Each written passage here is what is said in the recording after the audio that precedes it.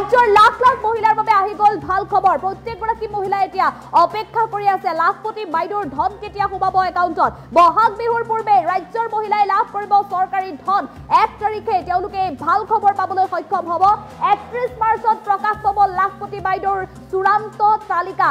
এই তালিকাত আপোনাৰ নাম আছেনে নাই চৰকাৰী পৰ্টেলত প্ৰকাশ পাব এই তালিকা। গতিকে চৰকাৰী পৰ্টেলত আপুনি জানিব পাৰিব আপোনাৰ নাম এই তালিকাত অন্তৰ্ভুক্ত হৈছে নে নাই। 1 এপ্ৰিলত আত্মসহায়ক গোটৰ মহিলাৰ একাউণ্টত সোমাব প্ৰথম কিস্তিৰ ধন।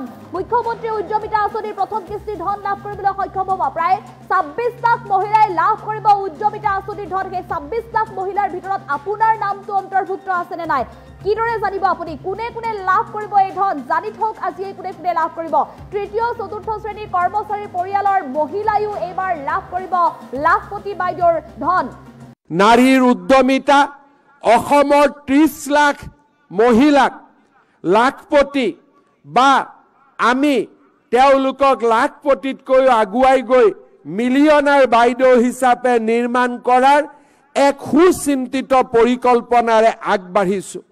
মুখ্যমন্ত্ৰীৰ উদ্যমিতা অভিযানৰ জৰিয়তে এই বছৰত আমি 29 লাখ মহিলাক 10,000 কৰি সিড মানি পৰৱৰ্তী পৰ্যায়ত 25,000 টকালৈকে ৰাজ সাহায্য আৰু বেংকৰ ঋণ আৰু তৃতীয় পৰ্যায়ত 1 লাখ টকালৈকে বেংকৰ ঋণেৰে আমি অসমৰ 30 লাখ মহিলাৰ মাজত উদ্যমিতাৰ এক নতুন দিগন্ত আৰম্ভ কৰিব বিচাৰিছো।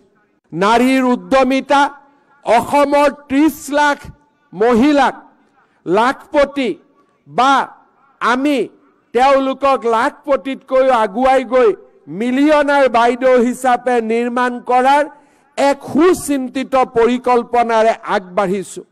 মুখ্যমন্ত্ৰীৰ উদ্যমিতা অভিযানৰ জৰিয়তে এই বছৰত আমি 29 লাখ মহিলাক 10,000 কৰি সিড মানি পৰৱৰ্তী পৰ্যায়ত 25,000 টকালৈকে ৰাজ সাহায্য আৰু বেংকৰ ঋণ আৰু তৃতীয় পৰ্যায়ত 1 লাখ টকালৈকে বেংকৰ ঋণেৰে আমি অসমৰ 30 লাখ মহিলাৰ মাজত উদ্যমিতাৰ এক নতুন দিগন্ত আৰম্ভ কৰিব বিচাৰিছো। নাৰীৰ উদ্যমিতা অসমৰ 30 লাখ মহিলাক লাখপতি বা আমি তেওঁলোকক লাখপতিতকৈ আগুৱাই গৈ মিলিয়নাৰ বাইদেউ হিচাপে নিৰ্মাণ কৰাৰ এক সুচিন্তিত পৰিকল্পনাৰে